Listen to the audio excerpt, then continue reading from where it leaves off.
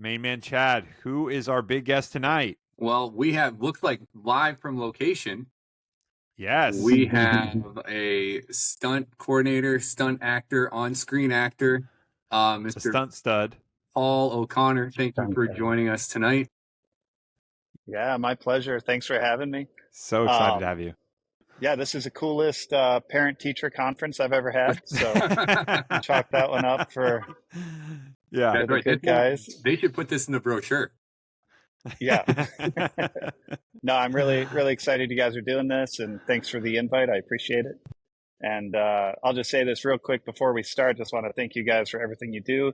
You guys are great teachers. The kids love you. And yeah, I really appreciate everything you guys do for the kids. So Very kind it's words. an honor for me to be able to come on and Appreciate that. hang out with you guys, show you a little bit of what I do. So Yeah, Thank you. That's awesome. We love that. Absolutely. So tell us where are you at right now? So I'm in Atlanta, Georgia. I'm at the Shadowbox Stages, which is over in kind of Lithonia area, I believe. And working on a movie right now with Mark Wahlberg and Yaya, and we're doing indoor stuff today, so we're in the stages. So we're actually working in stage 2, but there's about 12 stages here. Kind of looks like there's another movie shooting over on 7, and we know all those guys, so we were just over talking with them. And that one's called Your Mother, Your Mother, Your Mother. And our movie is called By Any Means, and it's a true story about the kind of in the 60s during the civil rights movement. There was a politician, African-American political activist, who was getting rounding up some of the African-American vote, and the KKK murdered him, and the FBI used a real-life hitman from the mob to help infiltrate the KKK and interrogate those guys. And yeah, it's kind of a bad guy situation, but yeah, you end up rooting for the mob hitman. Right. So yeah, it's pretty interesting movie. Whenever you do a live, a real story inspired by true events, it's always interesting. So kind of get to live a little bit of history. Yeah, that's really cool. Absolutely. That's going to be a movie right up my alley. My wife is her favorite type of movie is based on a true story. So as long as it says that at the beginning, she's in. So this will be great. We're definitely going to look for it. So you guys are filming now. So the behind the scenes here, how long does it typically take to film a movie? And is it weeks, months? Yeah, it's always months. Depending on the movie and depending on the heavier action movies, always have a lot of like preparation. So we'll get like 2, 3, 4 weeks of prep. On the Marvel movies, we would have 2 months of prep. Wow. And then starting at the beginning of the script, we kind of work chronologically through all the action scenes. And kind of a new age thing that they do is called a previs. It's like a pre-visualization of what the scene's going to be. So the stunt department actually films the scene before, we get to camera. And that way the director gets to kind of put his eyes on the action. Sometimes it's hard for guys who haven't done a lot of action movies to really like visualize what the scene's going to look like. Yeah. So we kind of take it from the page and put it into a previs where we're just shooting in our rehearsal space, and we use cardboard boxes for walls, but they can get a sense of the action and the length of the fight scenes or the gags, whatever the wire work's going to be like in the superhero stuff we do. And then they can kind of take notes, and then from there we'll make adjustments. And then once we kind of like, settle on a kind of an action design, then we can pass it out to different departments, the prop department, wardrobe department, just so they can see what everybody kind of has in store. And it's really helpful for the camera guys. The camera guys get to see what the shot should look like, or what the action's going to be, and how far things are going to go, or where somebody's going to fly in from. So the team that I work with is called Enzo, and we're made of some ragtag live stunt performers from Florida. Most of the guys on the Enzo department.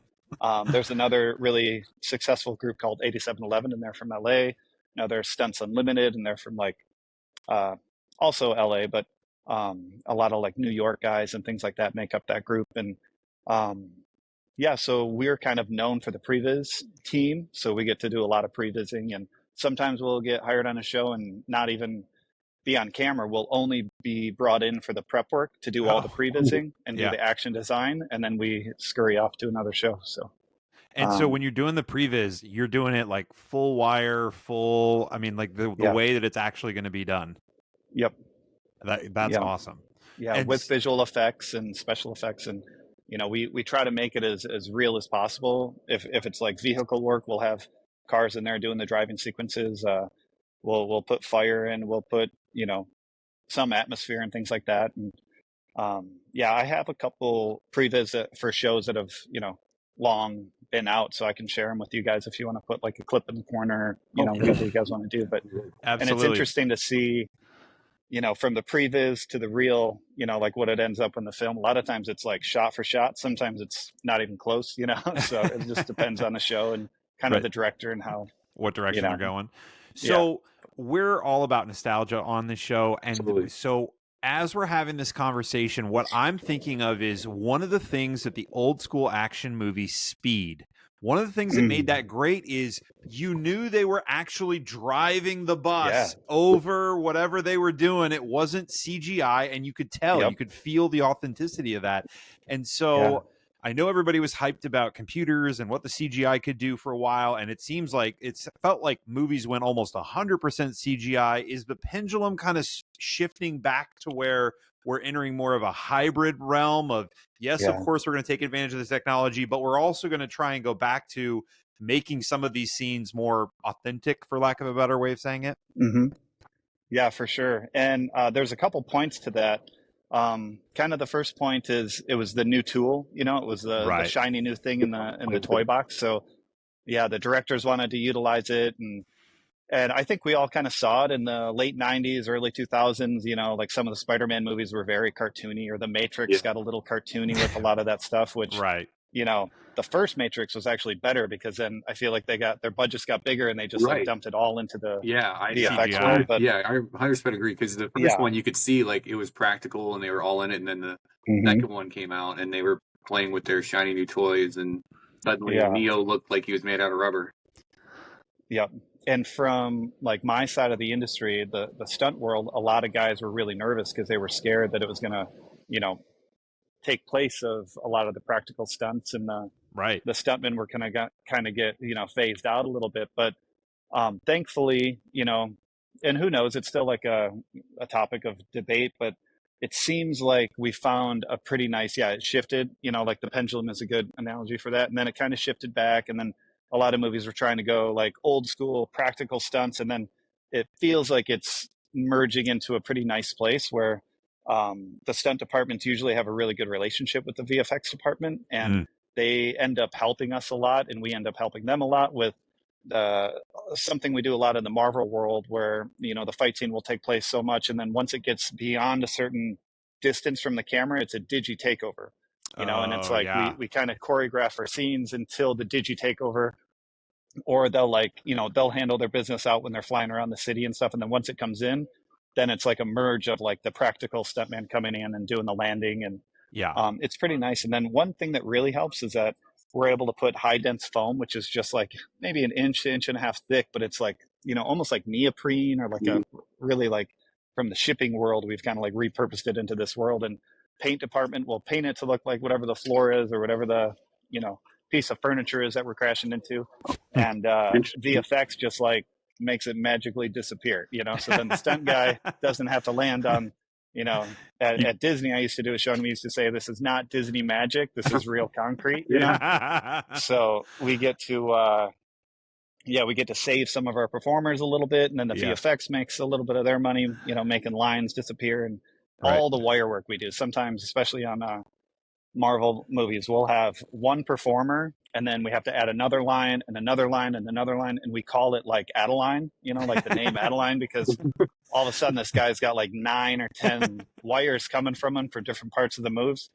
So the VFX guys, I feel like we're in a really good place right now with kind of sharing the workload and making it look, the best that we can do, and technology kind of affords us to put on the screen right now. When you mentioned the breaking your falls and whatnot, I mean, obviously you guys are falling and you're hitting things, and obviously there's a skill set that you developed on how to fall, I presume, or just Yeah. how you take care of your body or understand the situation to save yourself.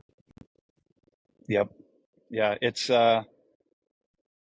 one of those things that your body, just like anything. A good story about that is I used to do a show with a guy who's actually doubling Mark Wahlberg now. He's back behind me at lunch right now, but he came from the Kung Fu world. And every day at lunch doing the live shows, he would have this bag of pebbles.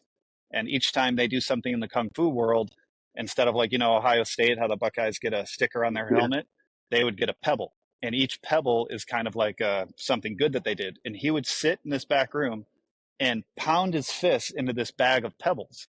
But like the pebbles were all very, meaningful to him.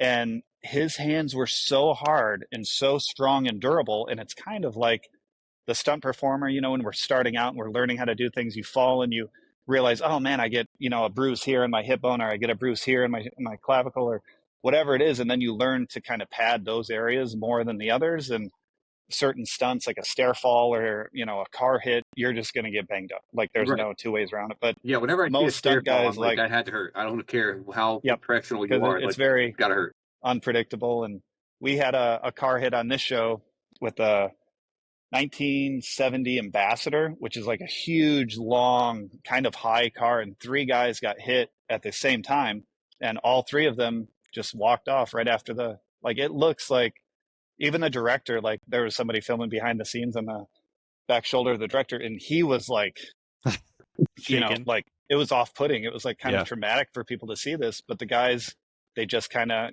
they've done it so much and they know how to take those hits, and your body does get durable, Right. And it looks amazing on screen. Yeah. And these guys, they come from athletic world. I've worked with quite a few like NBA players and NFL players and MMA guys. And, like I come from a softer sport of water skiing and high diving, but at the same time, you can take your hits, and a lot of gymnasts and martial artists. And these stunt performers are usually, pro athlete level, no doubt, elite level athletes. And they put the work in, they put the work in to train. And when you're not shooting something, a lot of these guys are out shooting something just for practice with a group that they train with, which is how we kind of got into that previs world. So yeah, it's like anything, it's practice makes perfect, and perfect practice makes, yeah. So because anybody could be a stuntman for one take, right. Yeah. It's when you gotta get back up and fall down the stairs again, and then take lunch, and then 3 hours later they turn around the world and we're looking the other way, and you have to do a stair fall again. And they say anybody can do it once, but the seasoned veterans are, and they're smart enough to pad up where they need to make it repeatable. Yeah, that's a good line. So you mentioned water skiing and diving. So how did that translate then into getting into the stunt? Yeah, the stunt industry is made up of just people from all walks of life. Like a lot of the other disciplines, or a lot of the other like aspects, even in the film world, they have like a kind of a standard course that they go to get into it. But stunt people, kind of by nature, are from so many different sports and martial arts and things like that. But my route was through water skiing. I was a water skier since I was, 5, 6, 7 years old, and competitive. And when I graduated high school, I got an offer to go ski at a Six Flags Marine World out in California, and went out there for the summer, drove my car from Detroit to San Francisco. And after I got out there, I started doing the water ski show 3, 4, 5 times a day. And they had a high dive show open up in that same park. So they let some of us audition for it. There was some divers from Berkeley, from UCLA. And me and one other guy got to audition for the high dive show and got hired as high divers. So then I started doing that show. And it was kind of a pirate themed show. So we got to learn how to fight with our hands, fight with some swords. And one of the guys that came in to train us with the swords was a working stuntman from LA. He was doing the Waterworld show at the Universal Studios down there. Okay. And that was the first time that I had really had a conversation with the stunt performer. And I was 18 years old, and I kind of put it into my head that like, this is actually, somewhere to go from what I was kind of doing just for the summer to get away from home. And from there, I went to China for a year doing a water ski show / stunt show, and that one had dirt bikes and 4-wheelers and things like that. And then I went back to California, went to Wisconsin, went to Florida, and then went to Germany. And over in Germany, that was it was a water ski show, but there were quite a few different stunts in it, with some like ratchets and some high falls and like a rappel from 40 feet up. And there, working in Germany, I met my wife, Mally and Cal's mom, and she was a performer too in the show. She was from Wisconsin, but we met over in Germany and got to travel the world together, doing some pretty fun shows, and eventually ended up in Florida working at Disney World as the Indiana Jones stunt spectacular. I was Indiana Jones for about 3 years. And were you Indiana Jones? One of the guys, I was Indiana Jones. I also have an Indiana Jones fedora somewhere in here. I don't know where it's at. Yeah. And working for Disney was amazing. It was by far my favorite theme park I ever worked for. Yeah. Disney just does it right. It was like a magical experience. And Mally and Cal both kind of did their preschool years at Disney World and the Honey, I Shrunk the Kids zone. Joey would be in there every day with them. So I started doing Indiana Jones, and then one of the guys that worked as Indy was the lead double on a show called Burn Notice that they shot. Yeah, absolutely. And he was the double for Jeffrey Donovan. So then I got to know him, and then I eventually got my SAG card, and Burn Notice was the first like legit TV show that I ever did. I started doing Telemundo down in Miami, and I spoke zero Spanish, Espanol, and it was really fun. So I have a couple funny stories from that. The stunt coordinator would be like translating between the stunt performers and the director, and they would be talking for like a minute, and then he would come over and he's like, "Take a right and fall down," and I'm like, I know he said more than that, Did you guys order lunch while you were talking? Or? Yeah, right. And I knew there was more to the story, but it was super fun, and we would get to do like sometimes 2 or 3 shows in one day. He would just like take us from show to show to show. Wow! But it was like just an awesome, kind of amazing proving ground, to like learn all these things. And we didn't make anything like, a real contract or anything, but it was just fun, and it was learning. And then, so once I got on Burn Notice, then I started like realizing this world and what you need to do. And a lot of the guys at Disney were all trying to get into stunts at that time. So we kind of formed up, and I was also working at Universal. They had a 8th Voyage of Sinbad stunt show over there. And I got to do that show, which was really fun. That's stage awesome. Was really cool because it was like in underground tunnels and ladders and water and like a ship and fire and swords that were made of titanium that would kind of like spark and clash. Cool. So that show was awesome. But a lot of the guys, probably 3 guys that I worked with at Universal, are here with me on this stage right now. Wow. So, yeah. And that was 2010, that I worked with those guys. So the brotherhood. Yep.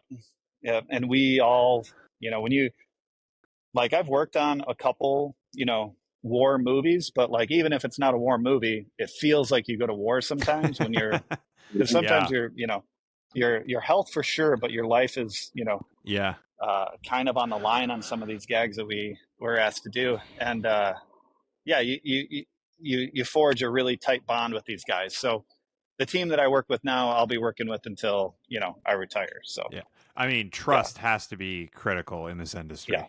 Like, hey, we're going to go stand on the wing of the airplane. I need to make sure that you are going to be there for me at the end of this.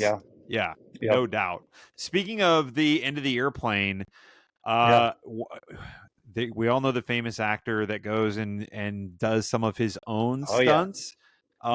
So give us a little like the inside track here. Like, do most actors go do their own stunts, or is that sort of rarefied air? It is extremely rare. Okay. And there are some athletic guys, and Mr. Cruz is in a special category because not only is he, the lead actor of his movies, but he's also the executive producer of his movies. Right. He's so the boss. He's the boss. Yep. So, and he, from the stunt side, we love Tom Cruise because he is always gracious and always kind of thanking the stunt team and kind of putting, stuntmen and stunt women in the light, and kind of, a lot of guys will say they're doing their own stunts, but he, even though he does his own stunts, he still, is very gracious towards his stunt doubles and the stunt team and the action designers that are making it all happen, and the second unit directors. And he's a special kind of guy. He still has stunt doubles, multiple stunt doubles on every show, and those guys are pretty much his guinea pigs. So he'll kind of come up with a stunt, and they'll go out and rehearse it for sometimes weeks or months, Right. fine tuning it, getting everything perfect, translating it from the stages where they're rehearsing it to the set location, making it right, and then teaching him how to do it. And on the day, the stunt doubles will warm it up and they'll kind of do the camera rehearsals and things like that. But Mr. Cruz hops in there and he does it, which is pretty cool. I mean, it translates to the screen because you see it. Oh, yeah. You feel it, like you see his skin flapping in the wind when he's on the airplane. You can tell it's not just the wind machine. And he's for Top Gun, he's flying the jet at the end, or his 51. His jet, and one of his jets, but I mean, normally on a production, it's just not worth, the shot, or it's so risky to have an actor kind of do something dangerous, because if they go down, the whole production goes down. Right. Like, it is what it is. But if one of us goes down, the next guy just hops in the clothes and does again, and then we go get them water. Right. So it right. Yeah, it's a big risk for $100 million movie to put an actor in a sticky situation, which, from my stunt doubling days, and once you kind of get moved up,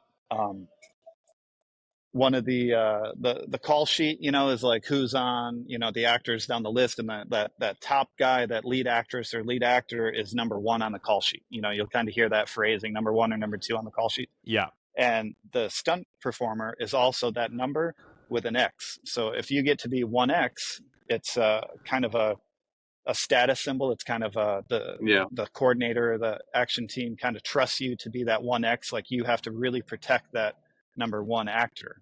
So I've been fortunate to be 1X on quite a few shows, but one of the mainstays, I got to work with Matthew McConaughey a lot. Oh yeah. And I was his guy, and I would, even if the show didn't have action through the whole movie, I would be there every day, just because he wanted to kind of see how I would do things, or kind of like gauge my, like comfortableness with letting him do it, because we had a mutual trust and kind of respect for each other. So I would be there every day on set, just in case something was a little off. I would kind of make sure that, the adjustments were made to keep him safe. And a lot of times we call it kind of like babysitting on set, but it's just making sure that your actor's safe. Yeah, that extra layer. At the end of the day, it's really important. So when I was looking at your IMDb credits there, I saw True Detective was one of them. Yeah. I actually just watched that recently. I know it's an older movie or show, but that was really good. So when you're on a show like that, like, I assume anytime you can't see the actor's face and there's some type of fight sequence, then that's you in that role.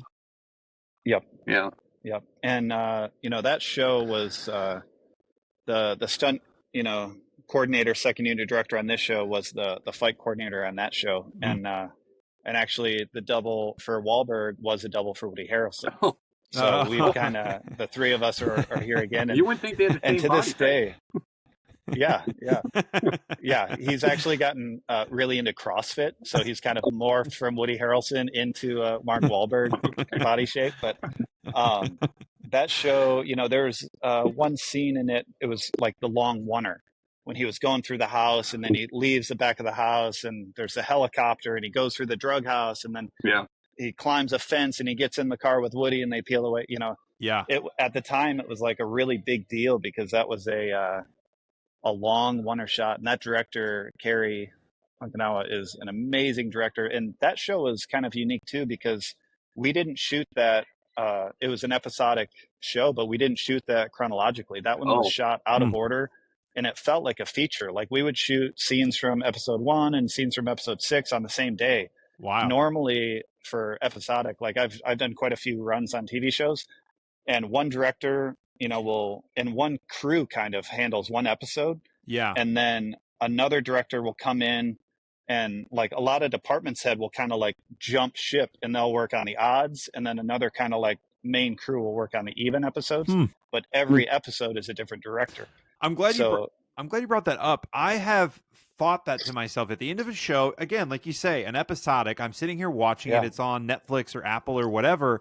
And yeah, it's a different director for almost every episode. Yeah. What blows my mind is how did they, and sometimes, to be honest with you, I don't feel like they do bring the continuity to it, but it's amazing that sometimes they really nail it and it feels like the same show, which it doesn't intuitively make sense to me. I feel like it should be a disconnect between the different visions and the execution, but obviously they pull it off beautifully sometimes.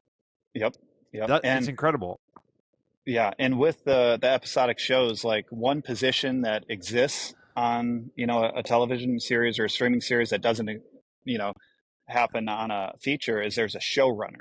So that showrunner, that's that guy or woman's only job is to have this like overall arc of the season in mind the whole time. And they'll have like multiple production meetings, for every episode.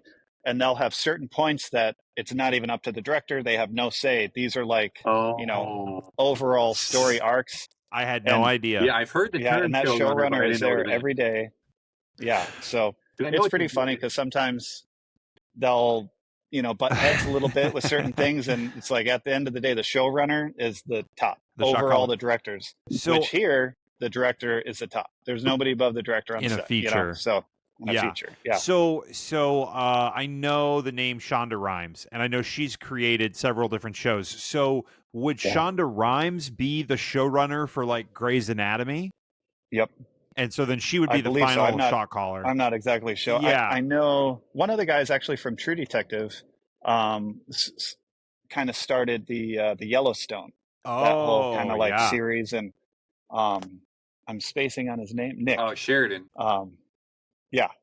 So there we go. Nick Sheridan. Yep. So he's kind of the showrunner, and he'll have like, and it's kind of interesting, like, thinking, just like kind of talking out loud right now, but like Kevin Feige, even though he's the main producer for the Marvel, even though, he wasn't, like considered like a showrunner, he kind of had that overall story arc for a lot of the Marvel movies that kind of connect. So like that almost kind of like gets blurry with the showrunner, because he's kind of the executive producer for that world. Yeah. And he wanted those movies to kind of align up, with like continuity. Yeah. And just like lead into the next one a little bit, but the director's, top dog on the movie set. But so when you mentioned Marvel, so I can only imagine the logistical seeming nightmare of what it would be like to choreograph or be part of those like Infinity War fights or like the Endgame sequence where it's just I mean, I don't know how many live action versus CG people are on at that particular point. Obviously, the close-up shots, but kind of talk us through that whole production situation there. Yeah, and kind of seeing both sides of the spectrum, because starting from Telemundo, where the actors wouldn't even get the script the day before, they would wear an earpiece, and somebody that they work with would be sitting in the trailer reading their lines to them, like with an AirPod type thing. And they would say the lines as they're being fed to them. And they're just as curious as to how that episode's going to turn out as everybody else. They're just as surprised in the scene. And then you go, to, I've kind of worked every, budgetary restraint and the Marvel world, it was, we were working down in Fayetteville, which is kind of South Georgia, and Robert Downey Jr. was staying up in Buckhead, which is kind of like central or northern. If there's no traffic, it's a 25-minute drive. With traffic, it's 2 hours. And he would come every day to set with a helicopter because it was cheaper for production to bring him in a helicopter than it would be to pay him, his daily and like lose those hours in the day bringing him in. So it was cheaper for them to bring him in by helicopter. Absolutely, which is pretty cool. That is very cool. That speaks to his daily rate. Yeah.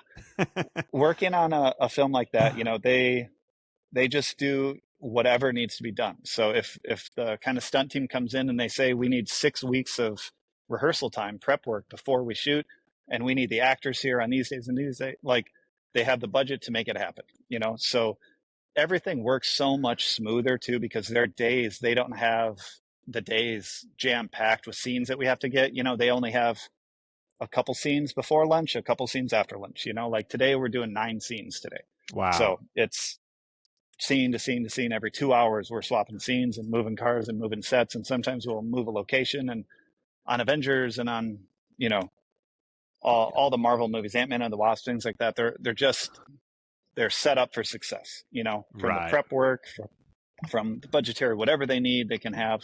Like last 2 nights ago, we were shooting a car sequence, and for every car we had one. So sometimes something would happen in these cars. This is kind of a period piece. Yeah. So the cars are from the 60s, and something would break every take to every other take. And the picture car guys are in there and they're fixing it. And it's like amazing what they do. But on a Marvel movie, you'd have 3 of every car, just in case something happened and something happened to the backup. Like their days are so expensive that it's cheaper for them to, to have extras of everything than it is to be down for 30 minutes, Right. Yeah. So at what point would they have multiple guys being the same character throughout that production like that? Yep. So a lot of times on a big show, they'll have 2 units running. They'll have first unit with the main cast, and then they'll have a second unit running at the same time. So it looks like a whole nother film production at another location shooting second unit.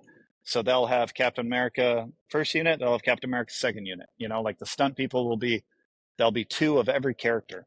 And then there'll be a few people on the core team that they know they can just swap into a certain double position. And like sometimes there's suits. Like I worked on a TV show called Stargirl, and one of the guys' costumes was $200,000 just for a TV show.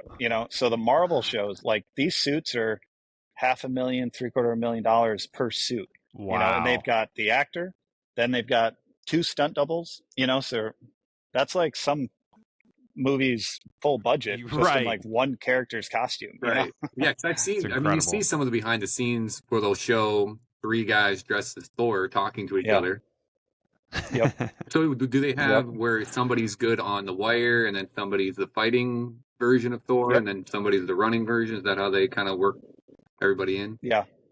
Yep. And sometimes it's just kind of depending on, whoever has like a certain specialty per gag, but then sometimes they just, they'll have like a main double, you're considered the main double and then you're the second unit double, whoever that is. Cause especially those A-list guys, they have guys who are kind of in their contract, which I was lucky enough to be in some actors' contracts back in the day. And we don't, even on a stunt coordinator, you don't have a choice. Like that actor has his own stunt double, and they're the main guys. But sometimes we just don't have time to rehearse on main unit with that stunt, performer. So we'll have the second unit double rehearse some of the wire gags that are more, just require more rehearsal. So on the day, we'll have 2 doubles on set.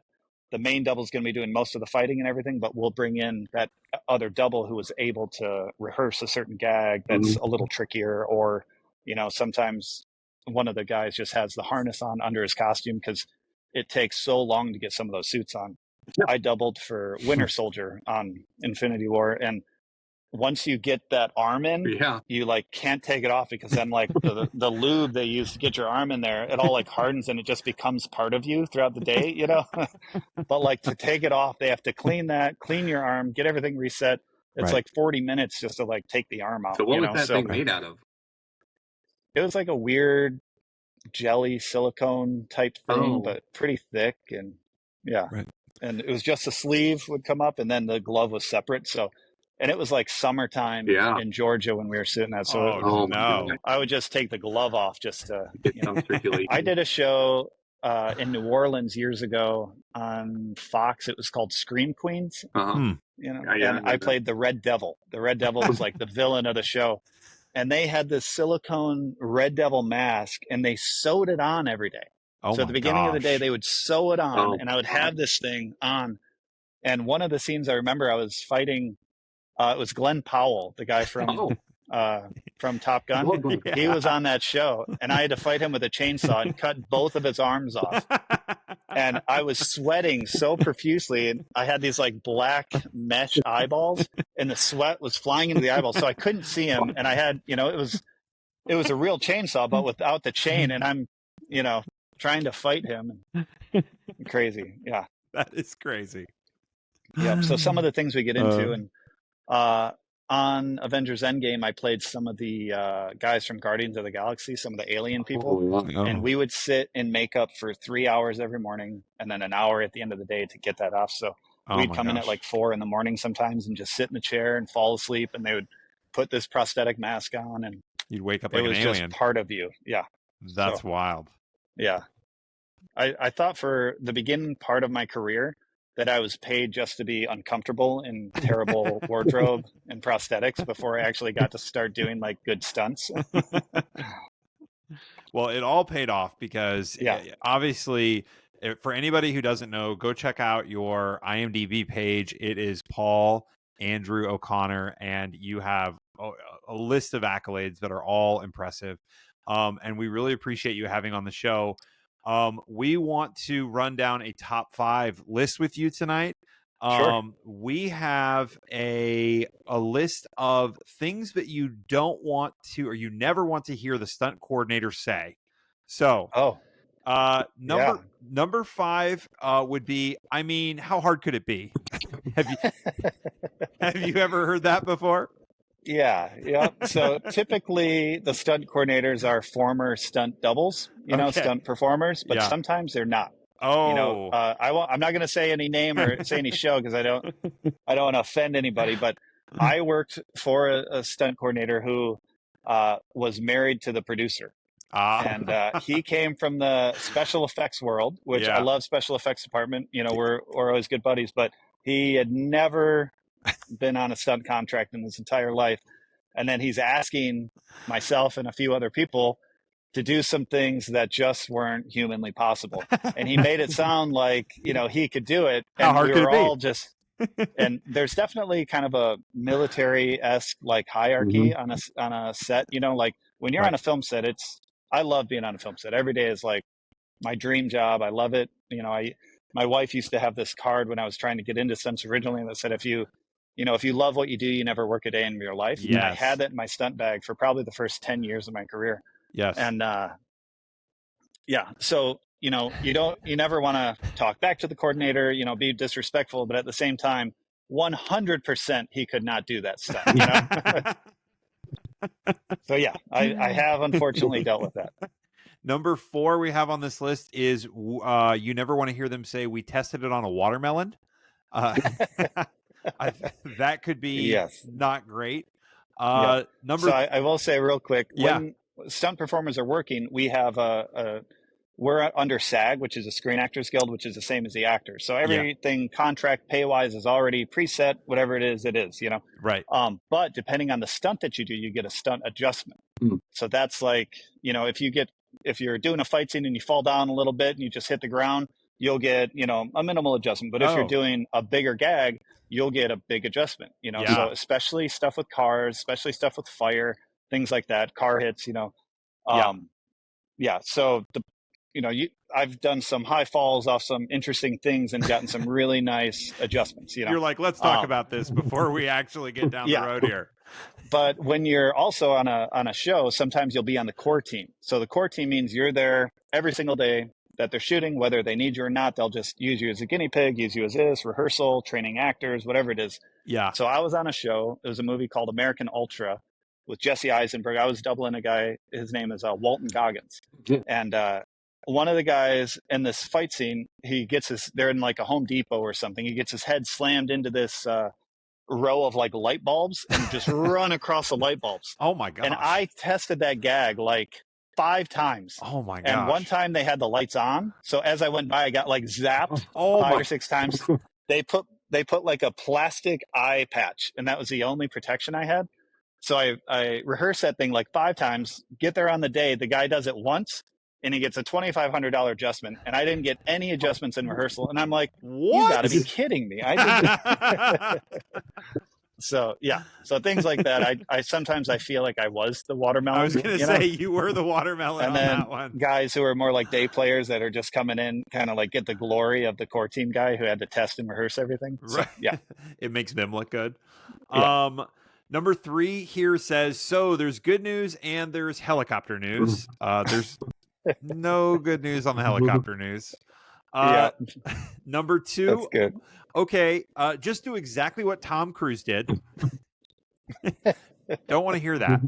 And number 1, action. Wait, where's the stunt double? Not good. That's pretty good. Pretty good. Yeah. We know that you're super busy. We are more than grateful and super appreciative of you taking the time tonight. It means the world to us. We've loved having you on, and we wish you safety and good health in all of the crazy gags that I'm sure you're going to do tonight and in the future. But before we let thank you guys very much. Two more questions. Number 1, what is your favorite stunt that you've been a part of? Sequence, action, gag? Yeah. I will say there was a movie I got to do kind of early on in my career. It was one of my first few features that I did. It was called Old Boy. It was a remake from the Korean film Old Boy. Yeah. And in the original, in the original Old Boy, they had this hammer sequence. It was this long oneer kind of down this corridor, and the guy's just beating these people with a hammer. And it was known as like this long oneer. So when they redid the movie, they wanted to make a new like record for the longest oneer in a feature film. So we rehearsed this fight scene for 6 weeks. Wow. And there were 20 of us. So it was set up on like 4 floors. And the first 10 guys up here, Josh Brolin was playing the lead, and he would go through all of us with baseball bats and hammers. And he would climb down and fight the next 10. And then us up top would run down the stairs, past that one, change our clothes in the stairway. And all of a sudden, when he climbed down that one, we were the next guys. These 10 would also run down the stairs. Yeah. So if you look at the scene in the movie, the performers just get like more and more tired throughout the scene. And I ended that scene getting 2 guys thrown into me going down a set of stairs and then getting hit in the head with a baseball bat. But for the 20 of us that were rehearsing that for 6 weeks, coming up with all these gags, like it was the most nervous I've ever been for a scene, but also the most like gratifying and kind of elated after we did it, because we knew that we had set a record for the longest scene. And Josh Brolin had an oxygen tank in between takes, to like get himself back up to par to go again. But we nailed it on the first take. Wow. The second take had a camera issue. We nailed it on the third take, and then we did one more. So we were 3 out of 4 on the day that we did it. And it was just one of those things where everybody kind of was in it together, because it was this long oneer and it felt more like theater or something where there was no backing out of it. And there were some pretty big gags kind of throughout it. But just kind of working as a team and being in it together. And a lot of guys from Florida that all came up together. We're all in that scene together. Those 2 other guys that are with me tonight were both there. So I would say that was the most, that one kind of sticks in my head as this like kind of special moment, just because we had set the record, and Spike Lee was the director. Oh. Yeah, it was a cool moment. All right, and last one, what stunt or action sequence are you the most impressed with in any movie that you've seen or been in, from a technical standpoint or from production value? That's a good question. Yeah. I will say something that's always kind of just, a lot of times when we're trying to come up with fight scenes, we do a lot of wire work and we do a lot of fight scenes on my team. We always try to like continue the story. There's so many like cool moves or this, or, I don't like call it out, but like, Black Widow has a thing that she does where she gets up, and she had started it kind of in Thor 1 and does a thing, and things kind of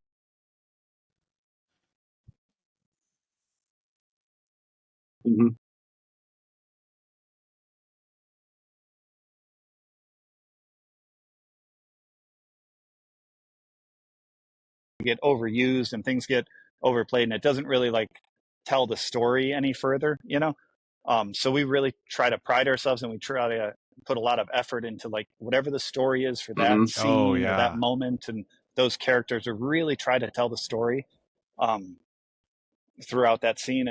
And I think, one fight scene that sticks in my head is the fight between Achilles and Hector and Troy, because it's just those 2, and you didn't really have, like a fight, like a horse in the fight. Like you could kind of like empathize with both of them, but both of them were just like, those characters were so cemented in, even during like every part of that fight scene. It just told the story, you know, a good like one, Brad Pitt. That's really, really well. And I love like sword and shield type fights anyway, but that one to me just did such a good job of like continuing the story through the action. Thank you again, Paul. We appreciate everything. So be safe and be good.